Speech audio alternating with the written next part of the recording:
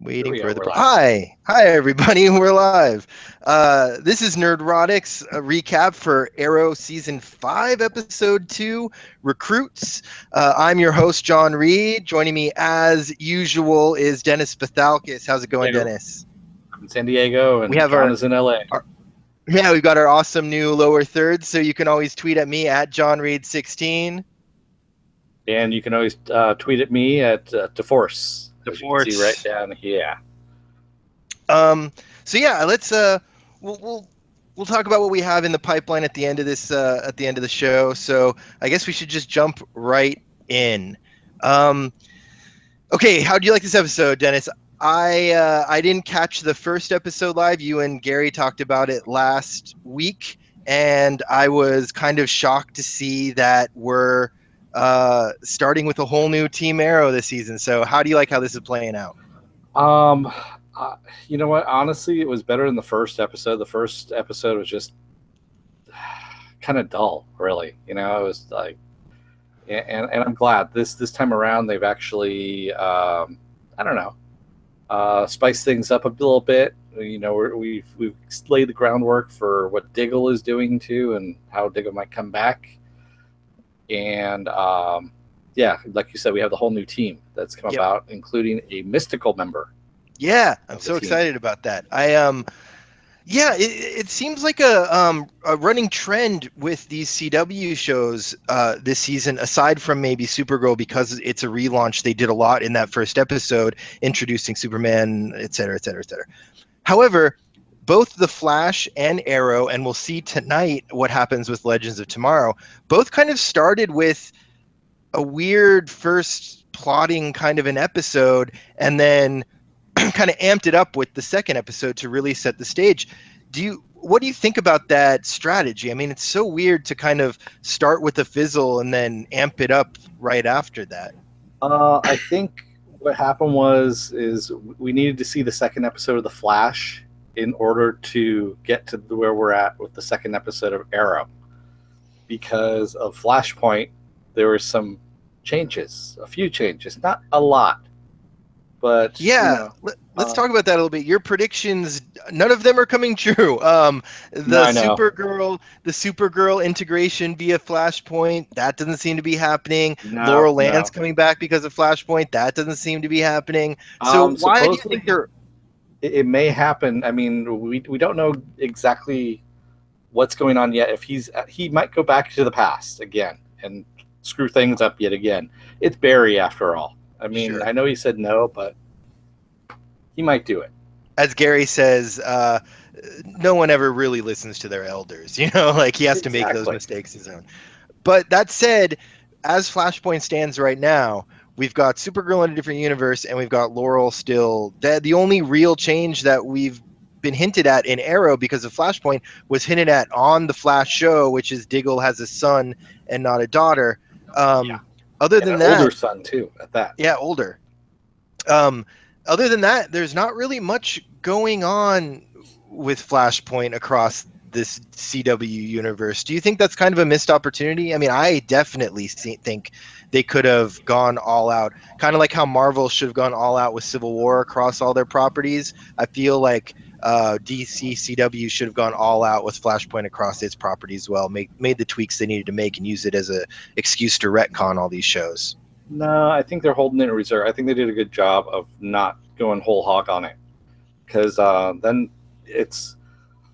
I kind of liken it to what Rick and Morty. It's an animated show. Has said there were basically Rick and Morty. They screwed up one universe where everyone mutated, so they bailed on that universe, went to another universe where their doppelgangers died and just took their place. And Rick basically said, he was telling the audience, he goes, "We can't do this all the time. We can only do it maybe once or twice a season." Mm-hmm. Yeah. I don't know. I just feel like they had a good framework for being able to do some of these. Like your predictions weren't a ton, right? Like integrating Supergirl, Laurel coming back. That's not like, it's big, but it's not like it's not changing every single thing about every show. But it seems like they easily could have done it, right? Well, I think with Dr. Alchemy now being some kind of mystical character in Flash. I think what they're going to do is they're going to solve this whole multiple world problem later on.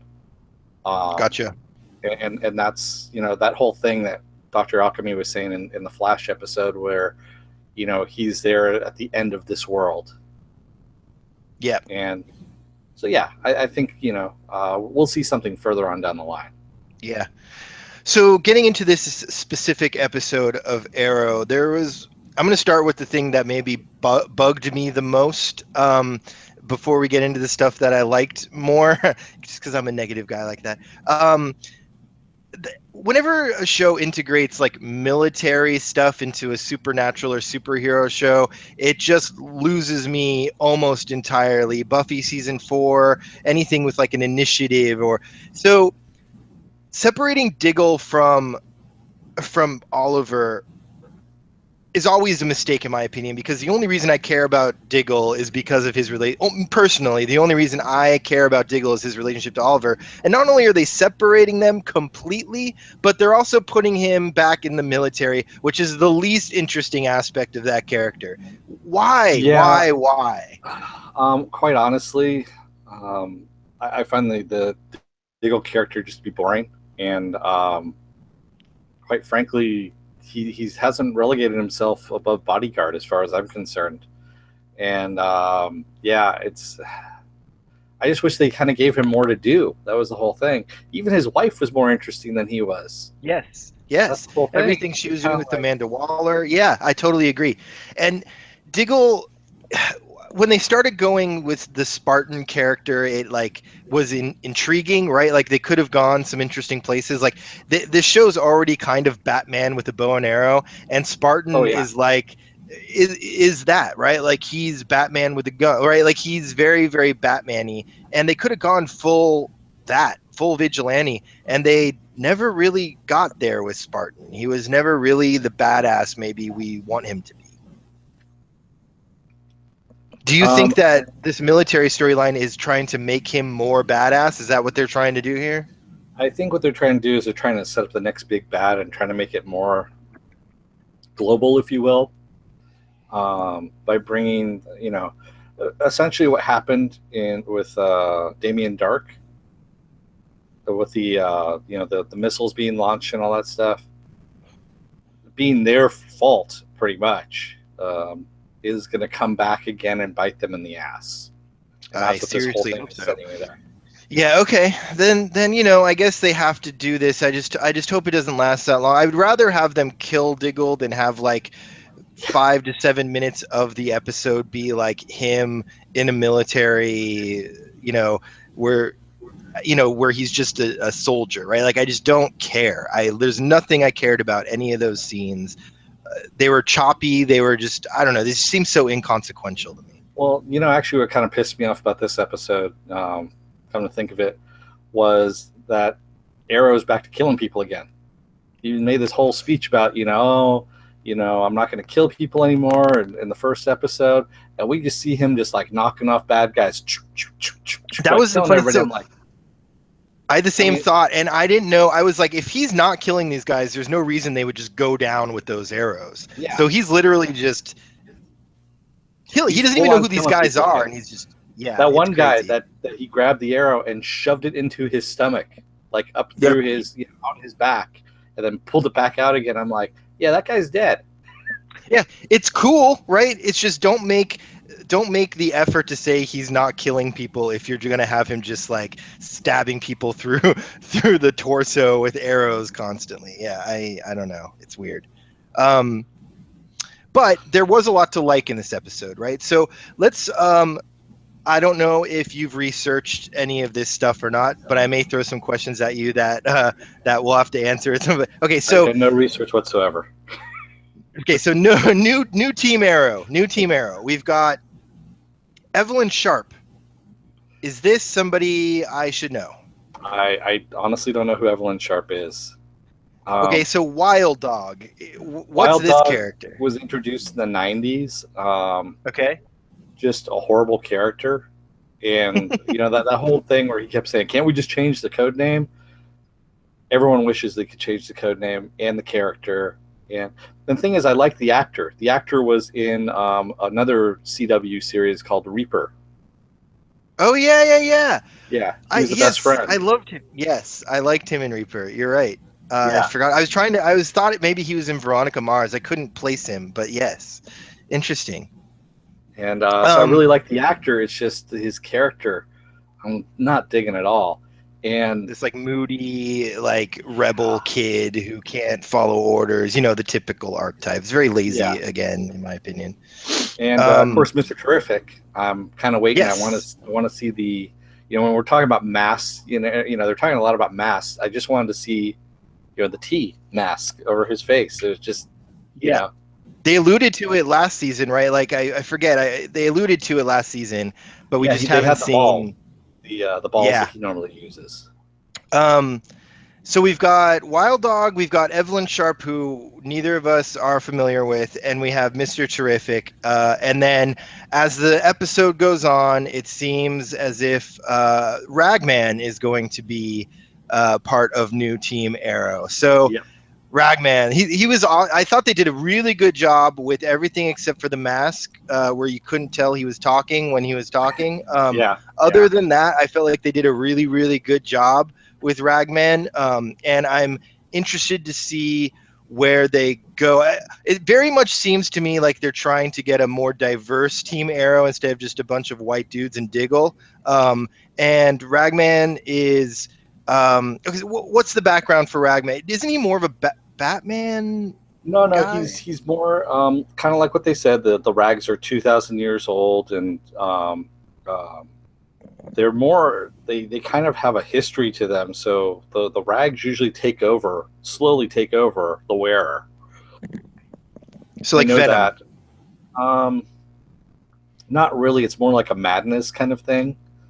And usually it's only supposed to be used kind of like the golem in a way in old legend, where you only use the golem for good. You use it once, maybe twice, and that's it. You destroy it after that. Same thing with the Ragman um, costume. Was you're only supposed to use it for good for maybe once or twice, and then you're not supposed to use it anymore. Just you're not supposed to use it continuously. But he does use it continuously, and it seems to be going okay. He didn't seem too crazy yet. Yeah, I don't know if they're going to change that. I mean, honestly, again, there's DC and their reboots and stuff like that. Who knows what version they're using? So so we've got new Team Arrow. We'll have to see how this goes. I mean, I like the idea of it, and I hope that they execute it well. I just wish that, just like the X-Men movies, that the newer ones that the all the X-Men movies that Bryan Singer didn't direct, I like. So there were two of them, right? So there was First Class, actually just First Class.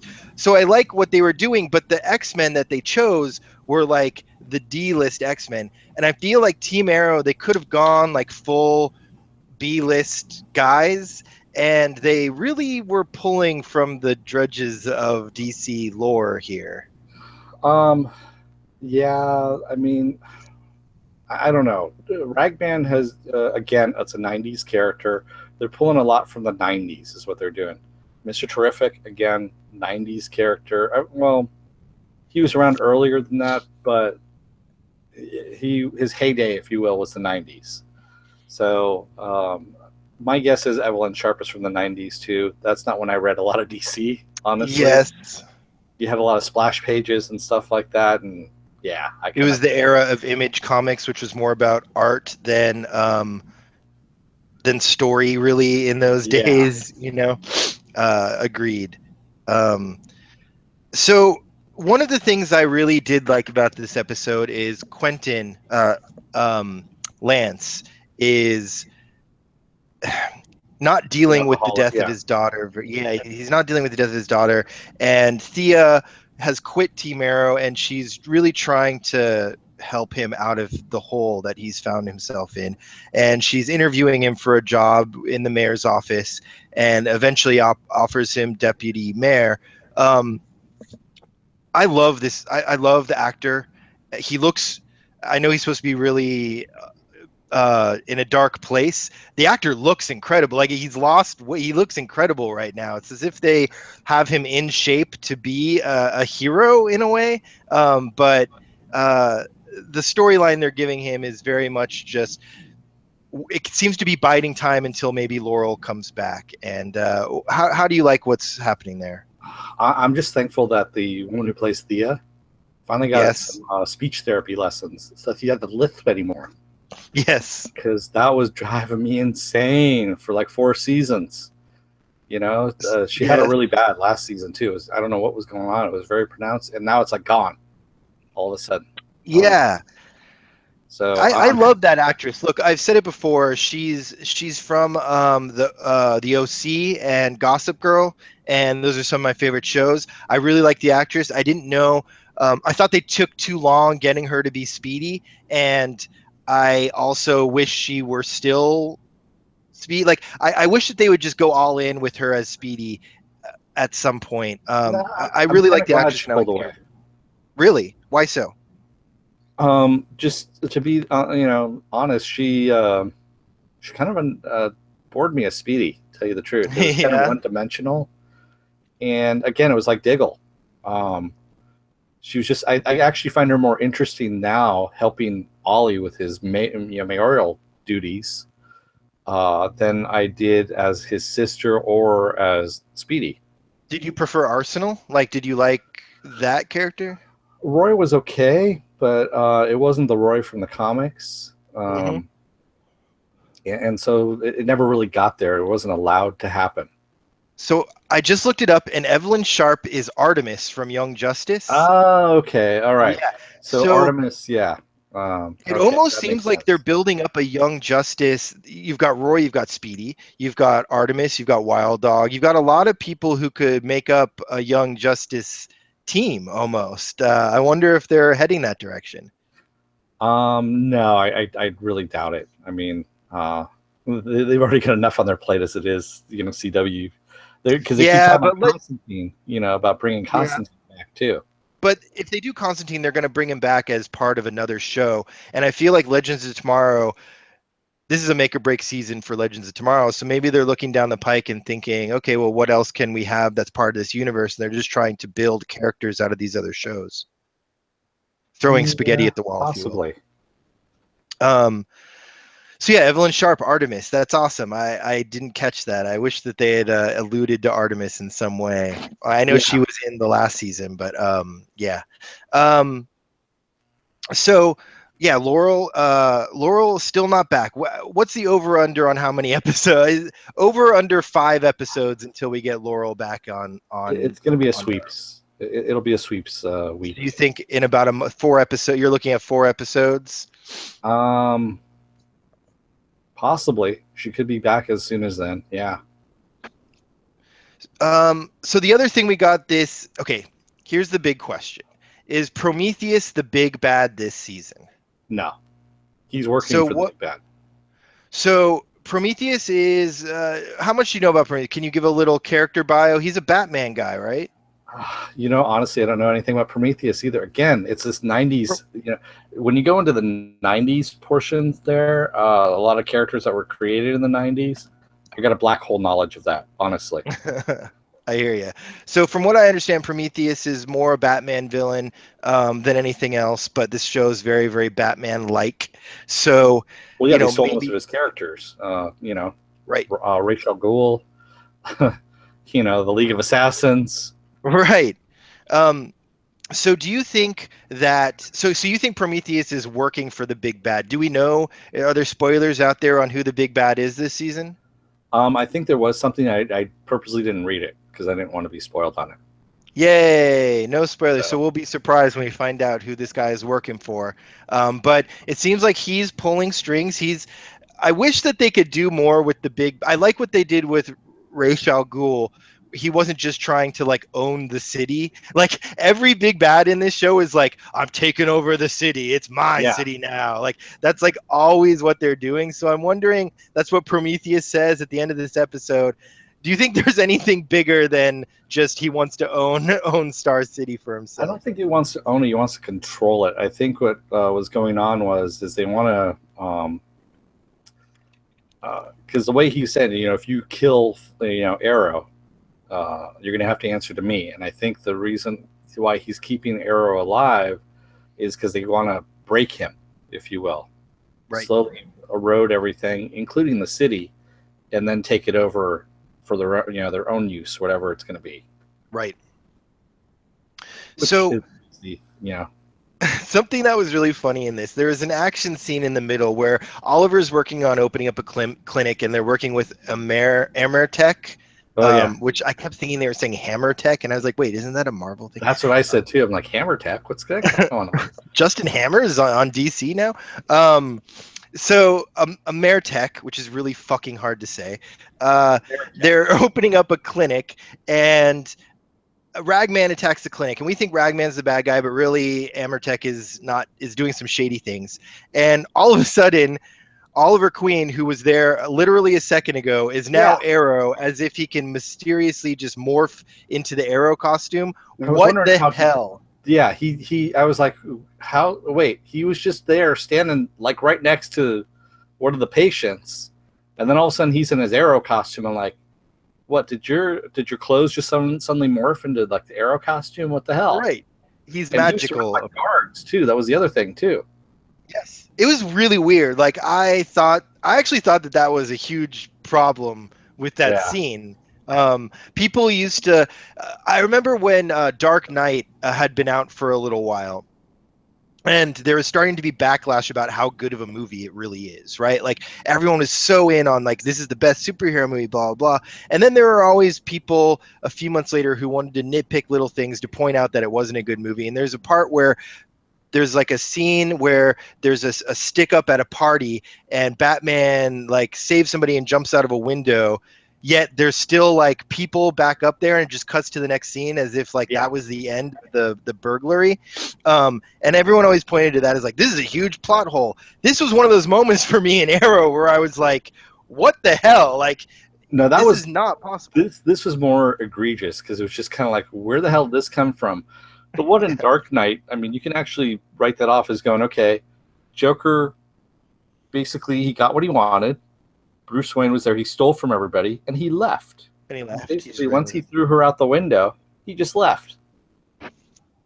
Yeah, or they cut a scene, like they had filmed the end of that scene and they just cut it for time or something. Yes, you could totally rationalize it. This was just Oliver all of a sudden, poof. Yeah. Arrow, and I that really did kind of jar me there for a second. It's one of the few misses in these CW shows where you're just like, they like to explain things away, like at the end of the episode where Oliver was like, oh yeah, I let him beat me up to see if Ragman would save me after you were like, how could that dude handle Oliver? There's no way that would happen. They like explain it away, but this was something you just couldn't explain away. Yeah. How did you like how they dealt with that? Were you thinking like, hey, how is Oliver getting his ass kicked by this guy? It was honestly, it was kind of laughable. It was very poorly written. I mean, this whole episode was poorly written.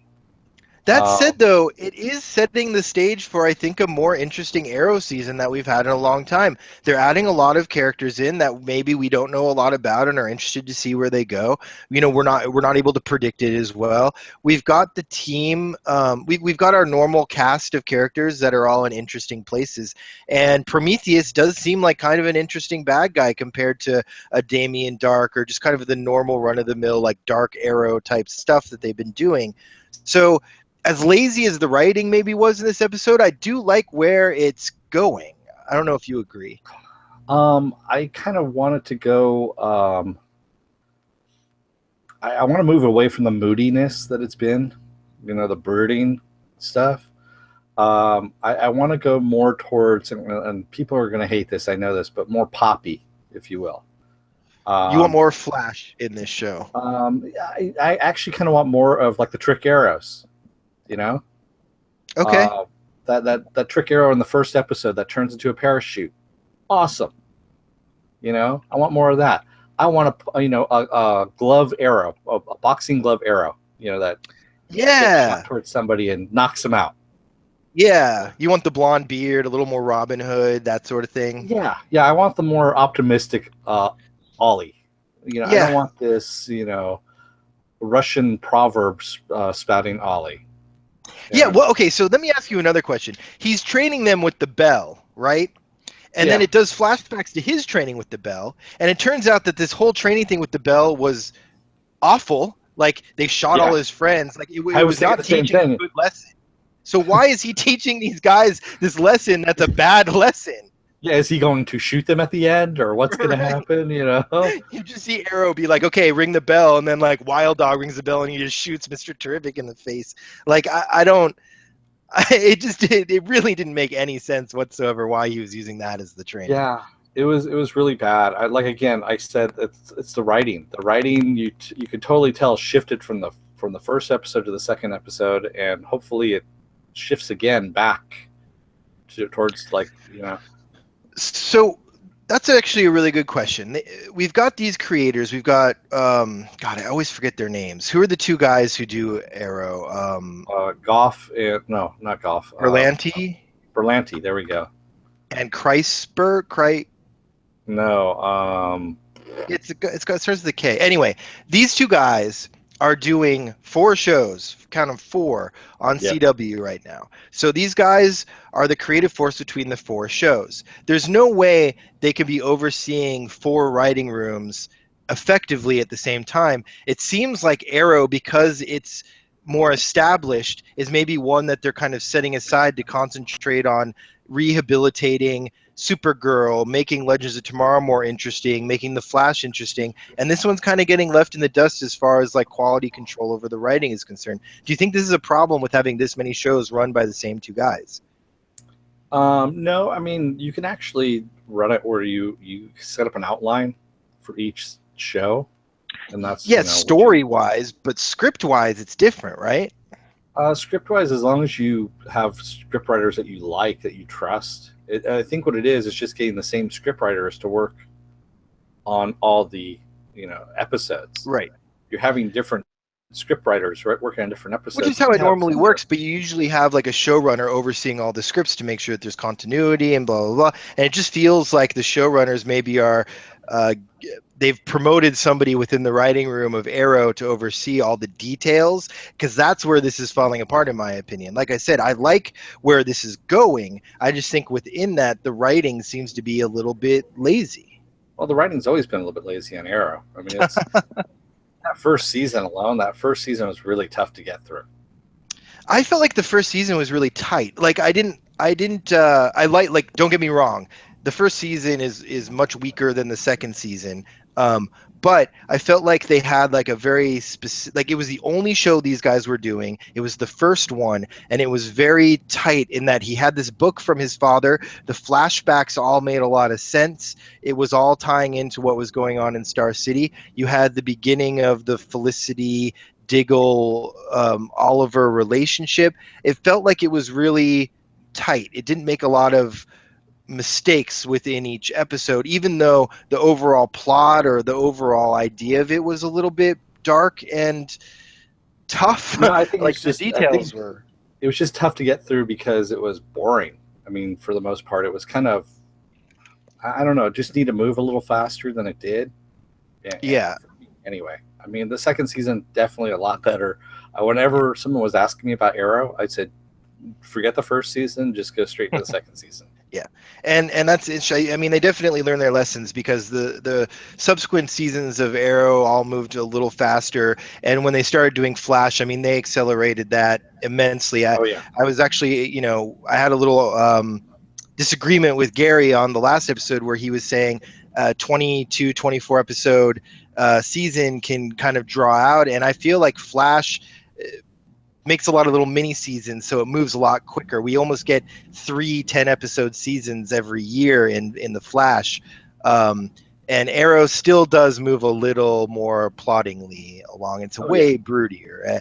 The broodiness I would love for them to get away from, but I feel like they've made it the identity of the show at this point, and it's going to take a long time for them to get away from that. Yeah, unfortunately. It's in the DNA, right? Like, they cast this guy to be Arrow because he could do the broody thing, and I don't think they're going to get away from that anytime soon. Oh, and speaking of Felicity, let's talk about Felicity for a minute in this episode.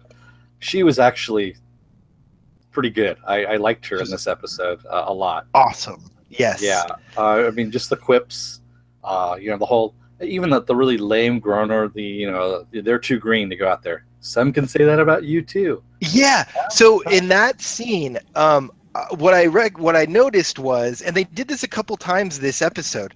She calls him aside, right? She says like, and he's like, "Are you going to berate me?" And she's like, "No, no, no." But that whole scene was one cut. They didn't cut at all their banter. It was just, and it went on for like a couple minutes, and that's rare, right? Like you never have two actors just having a conversation with no cuts in there. And Felicity did an amazing job of ebbing and flowing throughout that performance. She's so good. She's so Yeah, good.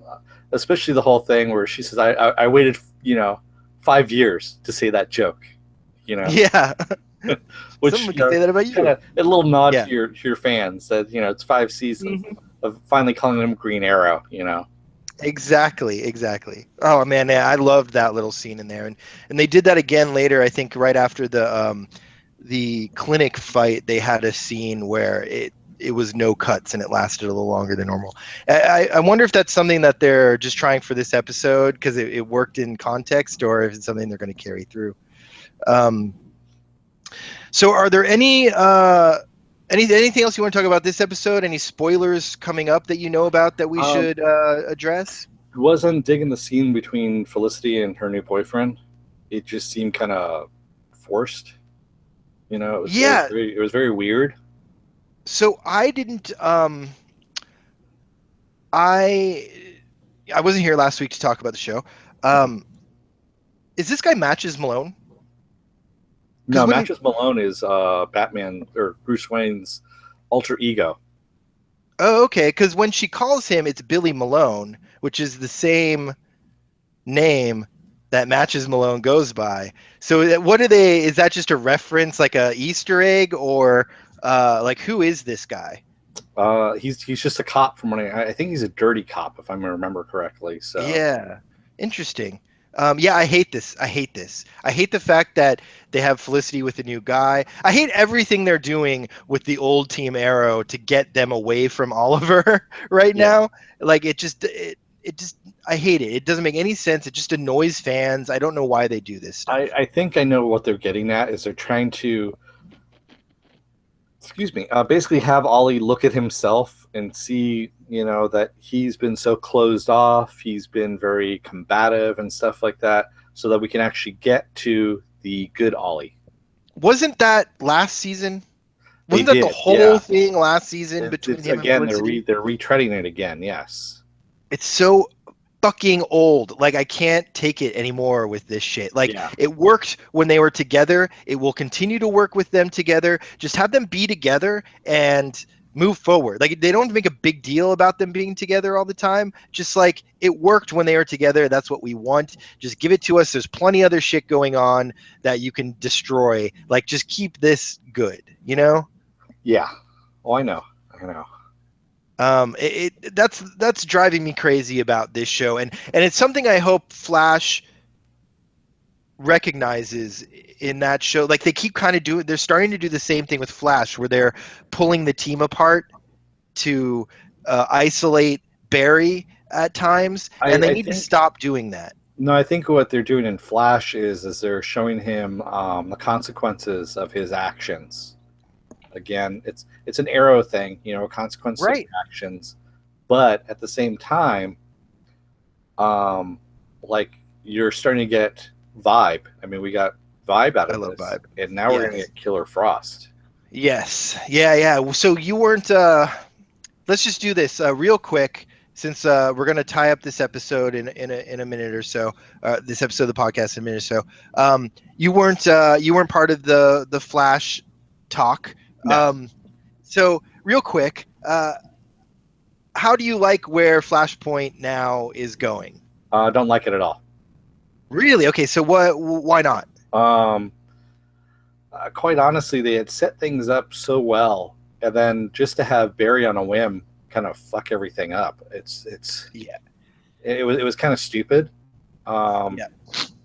But you do like that we're getting Killer Frost and Vibe and all these other things out well, of I it. think we would have gotten to it eventually, and They just should have done it better. Yeah, they could have done it better, and now they're just kind of forcing it.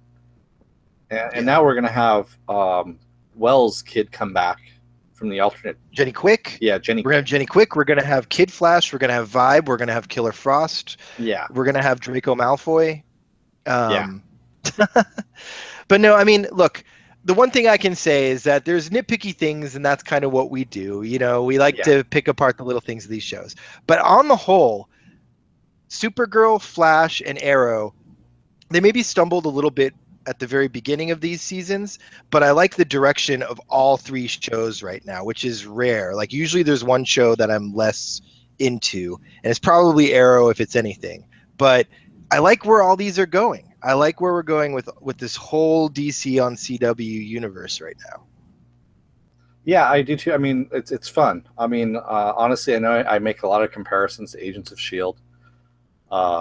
Or as I think I'm referring to them now, assholes of S.H.I.E.L.D. Because it's just, honestly, I'm getting tired of the show. I have this last episode, it's still sitting on my DVR. Still haven't watched it because it's more of a chore than anything else. Unfortunately.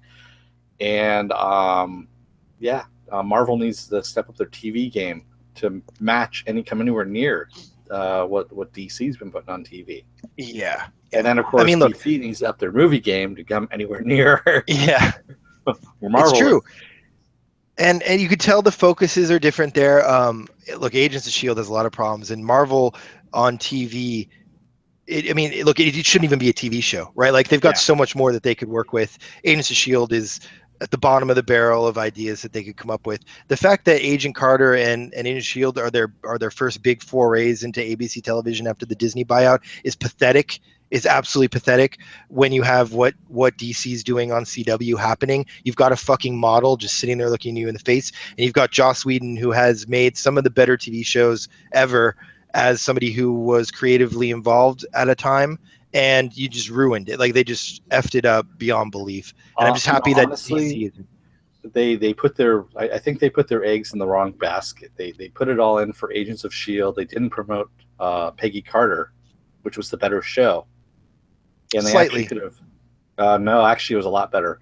What they could have done. I didn't like it. I've watched every episode of Agent Carter, and I just thought it was a mistake to do this like period piece spy drama. Like it just didn't. It was good, right? It was okay, and I liked all the acting. I mean, the dude from One Tree Hill is one of my. I just love that guy, and he. I don't. They just misused him. I've never watched the show, so I don't know who you're talking about. He played one of the. He played the like really good looking cop guy, and they had.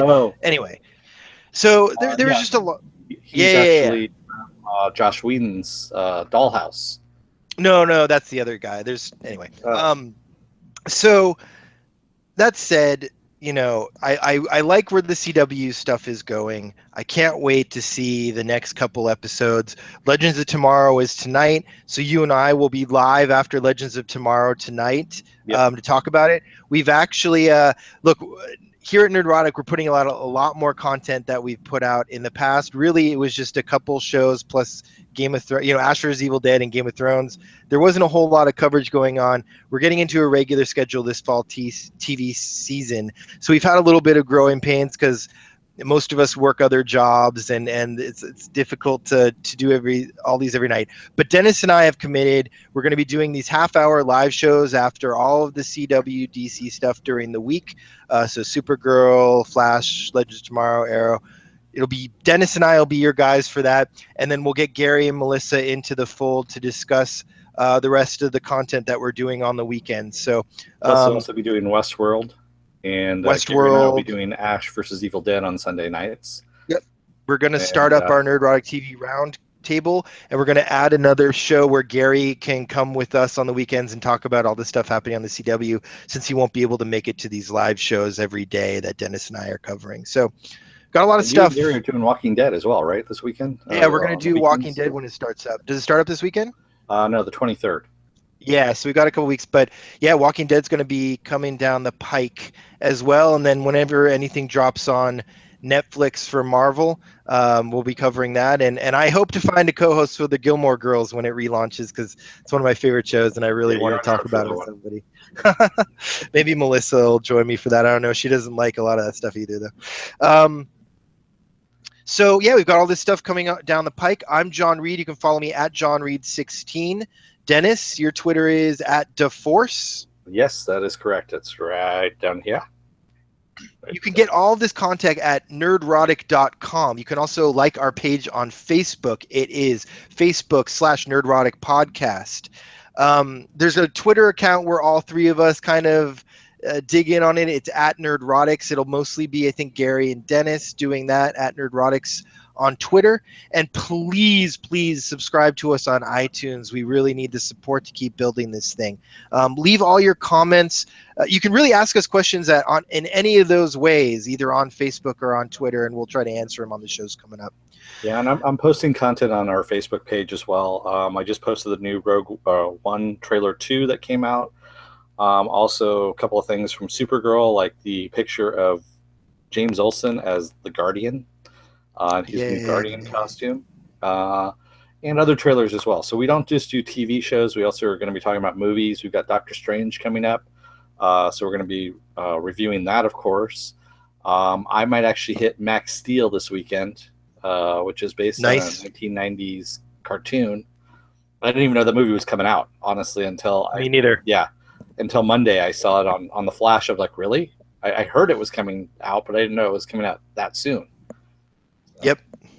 And I would like to do a Suicide Squad Part 2 DVD release podcast, because I didn't see it in the theaters, and I probably am going to want to talk about it once I see it when it comes out on DVD. So got a lot of stuff coming up. I want to rip into it like everybody else. So yeah, we'll see you either later tonight for Legends of Tomorrow or next week. Awesome. Bye, everybody. And don't let the door hit your ass on the way out, America. Peace.